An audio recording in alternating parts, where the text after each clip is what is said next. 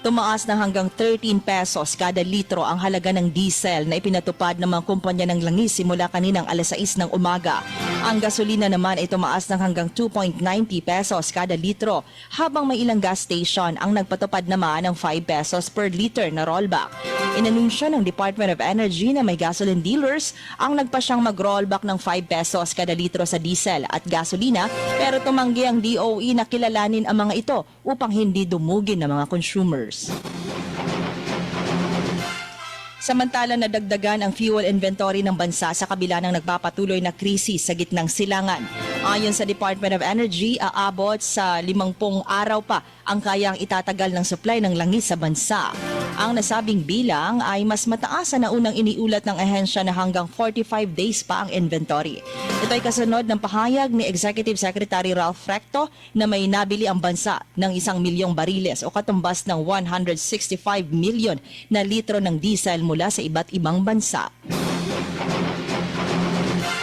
Bumagsak na naman ang halaga ng piso kontra dolyar na aabot na sa 60.69 pesos per US dollar. Ito na ang pinakamababang antas sa kasaysayan ng local currency. Bumaba ito mula sa nakaraang pagsasara na 60.46 pesos per dollar.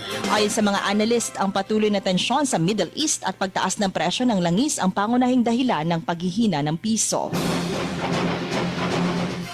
Samantala, inanunsyo ng Pag-ibig Fund na mananatili ang kanilang 3% annual interest rate para sa socialized housing loans sa harap ng gyera sa Middle East.